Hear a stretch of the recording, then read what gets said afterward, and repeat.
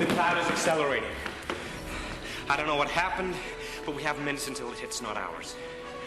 Victor, that storm is deadly. The radiation is lethal. We have to abort. Get a grip, Reed. We didn't come all this way to lose our nerve at the first glitch.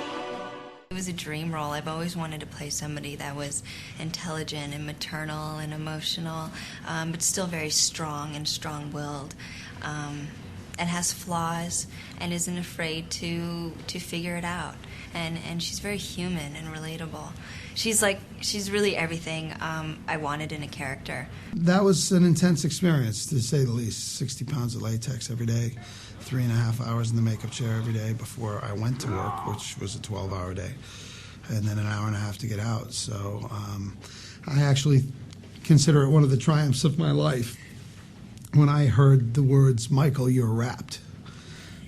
I was like, you couldn't get the stuff off fast enough. Thank you for saying those words. It was just, this was the hardest shoot I've ever been involved with. To have a great picture at home, which I just blew up, and it's of me in my Dr. Doom outfit, which is, I think I stand about 6'4", 6'5", with full prosthetic, big, huge arms and whatever, and the mask. And my daughter is on 2 apple boxes, and she's adjusting my mask, and then Jessica's holding on to her, and it's really kind of this classic moment in time. He's this little 4-year-old, with this enormous daddy that's, the most villainous guy in the world, and here she is. Oh, I've got your mask. It's okay. All right, let's talk about the suit. You looked great in it. Thank you. I mean, it was for what it took to get into it. It was really a process. We're spending at least half an hour stuffing into this little muscle suit first, which is quite difficult. And then after the muscle suit, you got to have 2 or 3 people come in and kind of roll this. What kind of material is it? I almost want to say a wetsuit, but it wasn't.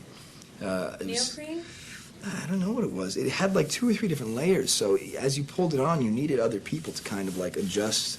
I mean, all the seams were tailor-made to go in certain places, so it really was a process. I feel bad bitching because you'd walk onto set and be like, God, this suit sucks. Oh, hey, Chicky. Sorry, man. Need water or anything? I mean, you see this poor guy, and, he's been in makeup for 3 hours.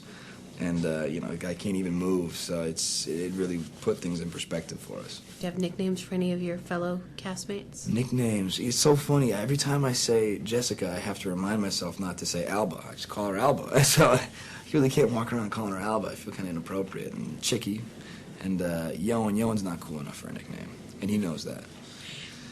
He does? Yeah, of course. He'll admit it. I'm going to talk to him next, You let him know. You let him know I said he's not cool enough for a nickname. What do you have to say back to him about that?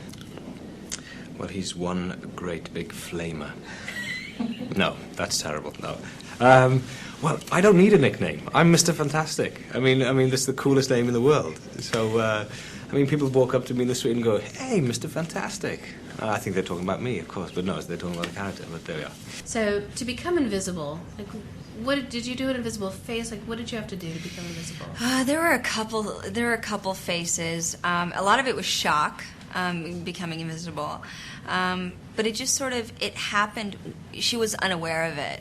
And then when I had to become invisible, taking my clothes off or something, there was a weird invisible face, but they faded out before they saw the invisible face. I think it was more for me as an actor. Let her do that weird face. We'll be out of that.